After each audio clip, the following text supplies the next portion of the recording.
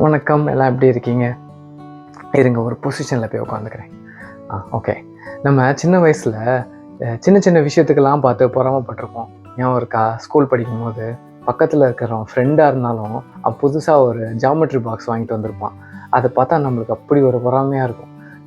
Spider man போட்ட school bag, இல்லைன்னா அந்த மேக்னெட்டிக் பாக்ஸு, அதுக்கப்புறம் என்ன ஒரு சின்ன விஷயமா இருந்தாலும் அவன் வச்சுருந்தா நம்மக்கிட்ட அது இல்லையே அப்படின்ற மாதிரி பொறாமையாக இருக்கும். ஞாபகம் இருக்கா அந்த டைம்ஸ்லாம்? அப்புறம் இருக்க நம்ம காலேஜ் போனதுக்கப்புறம் அடுத்தவன் என்னென்ன வச்சுருக்கான். சில பேர் வந்து புதுசாக ஃபோன் வச்சுருப்பாங்க, ப்ளே ஸ்டேஷன் 3 வாங்கியிருப்பாங்க, அதுக்கப்புறமா புதுசாக வண்டி வாங்கி கொடுத்துருப்பாங்க அவங்க வீட்டில். பாடா நம்மளுக்கு இதெல்லாம் பார்த்தா பொறாமையாக இருக்கும். இவனுக்கு இது இருக்கே, நம்மளுக்கு அது இல்லையே அப்படின்னு சொல்லிட்டு. அப்புறம் கொஞ்சம் கொஞ்சமாக வேலைக்கு போக ஆரம்பித்ததுக்கப்புறம் நமக்கு அப்புறமா ஜாயின் பண்ணவனுக்கு, புதுசாக வந்தவனுக்கு நிறைய சம்பளம் கொடுத்துட்டாங்க, நம்மளுக்கு தெரிய வந்துருச்சுன்னு வச்சுக்கோங்க. ஐயோ! பொறாமை நம்மளுக்கு வந்து அப்படி ஒரு எரிச்சலில் வரும்.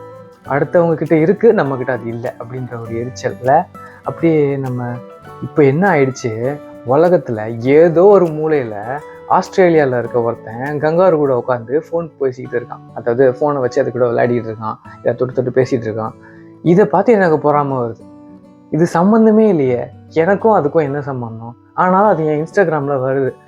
இந்த பார்த்துருக்கீங்களா வீடியோவில் மதுரமல்லின்னு சொல்லிட்டு வடிவேல்கிட்ட கொண்டு வந்து ஒருத்தர் விற்பாரு. டேய் அது வேண்டாண்டா அப்படின்னு சொன்னாலும் அவன் நம்ம மூக்குக்கிட்டே கொண்டு வந்து நீட்டுறான். அப்படி தான் எனக்கு ரீல்ஸ் வருது.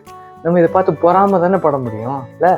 இவன் மட்டும் கங்காரு கூட விளையாடுறான் அப்படின்னு சொல்லிட்டு நானும் எனக்கு பிடிச்ச முதல்ல மாதிரி ஏதாவது ஒன்று வச்சுப்போம். கங்காரு கூட தான் நம்மளால விளையாட முடியல, நம்ம ஒரு முதல்ல கூட வச்சு விளையாடுவோம் அப்படின்னு சொல்லிட்டு இந்த மாதிரி ஏதாவது வாங்குவோம்னு சொல்லி எங்கள் வீட்டிலேருந்து நான் வாங்கிட்டு வந்தேன் இந்த முதலைய. இப்போ முதல்ல என்ன ஒன்று தான் எனக்கு ஞாபகம். முதலைக்கும் அடுத்தவங்க கூட கம்பேர் பண்ணுறது இல்லை பொறாமைக்கும் என்ன சம்மந்தம்? அதுதான் நம்ம இன்னைக்கு முக்கியமாக பார்க்கணும். என்ன தெரியுமா? இந்த முதல்ல இருக்கான்ல, இந்த முதல்ல இவன் வந்து கிட்டத்தட்ட 200 மில்லியன் வருஷமாக இருக்கானா. மனுஷங்கள்லாம் சும்மா புதுசாக வந்திருக்கவங்க மாதிரி இந்த உலகத்தில். இவன் வந்து 200 மில்லியன் வருஷம். மில்லியன்னா 1 மில்லியனே 10 லட்சம். இப்போ 200னா எத்தனை மில்லியன் பார்த்துக்கோங்க. நீங்களே கணக்கு போட்டுக்கோங்க. நான் மேக்ஸில் கொஞ்சம் வீக்கு. அத்தனை கோடி வருஷம் இருக்கான் இன்னும். இதுக்கு முக்கியமாக அவனோட இந்த சர்வைவலுக்கு இவன் உயிரோடு இருக்கான்ல, அதுக்கு என்ன காரணம் அப்படின்னு பார்த்தா அதுக்கு ஒரு நிறைய விஷயம் சொல்கிறாங்க. ஆனால் எனக்கு ரொம்ப பிடிச்சது என்ன தெரியுமா? அவன் யாரை பார்த்தும் கவலையே விட மாட்டானா, கம்பேரே பண்ணிக்க மாட்டானா. அவன் எவ்வளோ ஸ்ட்ராங்காக இருந்தாலும், இப்போ அவன் ஸ்ட்ரென்த்தை பற்றி நம்ம சொல்கிறோம்ல, அவன் ஸ்ட்ரென்த்து எவ்வளோ ஸ்ட்ராங்கானவனா, இப்போ நம்ம அந்த தாடை இருக்குது பார்த்தீங்களா, அந்த தாடை இது வந்து நம்மளால் எவ்வளோ கடிக்க முடியும்? இன்னொருத்தவங்களை பிடிச்சி கடிச்சிடலாம், ஆனால் அவங்களோட எலும்பு உடைக்கிற அளவுக்கு நம்மளால் முடியுமா? மிஞ்சி போனால் நம்ம ஒரு சிக்கன் பீஸை வந்து எலும்பு கடிச்சிருப்போம். மட்டன்லாம் நம்மளால் முடியவே முடியாது.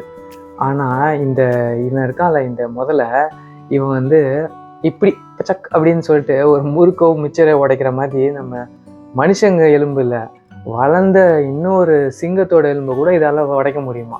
சிங்கத்தை விட 3 மடங்கு இதுக்கு இந்த ஜா ஸ்ட்ரென்த் இருக்கான். பிடிச்சதுன்னா விடாது.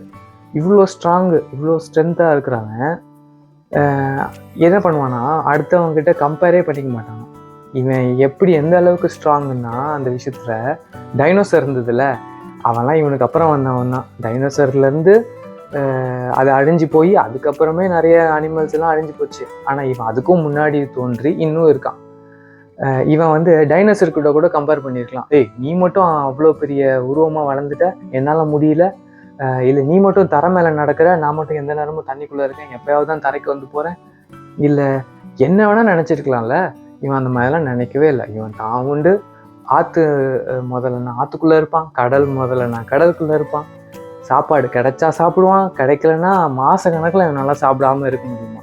மெட்டபாலிசமை குறைச்சிக்கிட்டு இருக்கிறத உடம்புக்குள்ளே என்ன இருக்குதோ அதை அப்படியே கொஞ்சம் கொஞ்சமாக ஜீரணித்து அவன் எவ்வளோ நாள் வாழ முடியுமோ அவ்வளோ நாள் வாழ்ந்துருவானா. இதுதான் காரணம் இவனோட ரெசிலியன்ஸ். அதாவது இந்த மற்றவங்களை கம்பேர் பண்ணணும் அதெல்லாம் இதுக்கு அவசியமே இல்லை. இவன் எவ்வளோதான் ஸ்ட்ராங்காக இருந்தாலுமே இவனுக்கு மற்றவங்ககிட்ட போய் நீங்கள் இதை வச்சுருக்க, எனக்கு அது வேணும். நீ இப்போ வந்து புதுசாக சட்டை போடுற, நானும் அதை போடணும். நீ வந்து புதுசாக டிக்கெட் புக் பண்ணிவிட்டு ஏதோ ஒரு துபாய்க்கோ இல்லை சிங்கப்பூருக்கோ போயிட்டு வர, நானும் அதே மாதிரி போயிட்டு நானும் ஒரு ஸ்டேட்டஸ் போடணும். அந்த மாதிரி மனுஷங்க நினைக்கிறோம்ல, அந்த மாதிரி சில்லியாக இவன் நினச்சதே கிடையாது. நினச்சிருந்தான்னு வச்சுக்கோங்களேன், இவன் 200 மில்லியன் வருஷமே வாழ்ந்துருக்க மாட்டான். என்ன பண்ணியிருப்பான் தெரியுமா? அடுத்து அவன் ஸ்டேட்டஸ் வச்சுருக்கான், நானும் போய் ஸ்டேட்டஸ் வைக்கணும்னு சொல்லிட்டு தரை மேலே வந்து நின்று இருப்பான். ஆஸ்ட்ராய்ட்ஸில் அந்த எரிக்கல் டைனோசர்ஸ் எல்லாம் அழிச்சது பார்த்தீங்களா, அது இவனை வந்து லபக்குன்னு அழிச்சிட்டு போயிருக்கோம். அதனால் என்ன பண்ணுங்க, இனிமேல் அடுத்தவனை பார்த்து கம்பேர் பண்ணுறணுன்னு நினைக்கிறத என்ன மாதிரியே நீங்களும் நினச்சிட்டு இருந்தீங்கன்னா நீங்களும் நினைக்காதீங்க. அடுத்தவனை பார்த்து கம்பேரே பண்ணாதீங்க.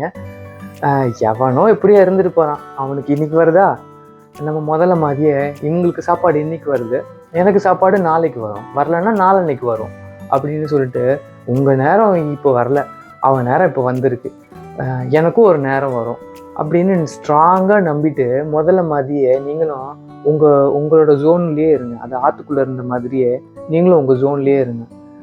நீங்கள் பயங்கர ஸ்ட்ராங்காக வருவீங்க. நம்ம கங்காரு பெருசா முதல்ல பெருசா நீங்களே முடிவு பண்ணிக்கோங்க.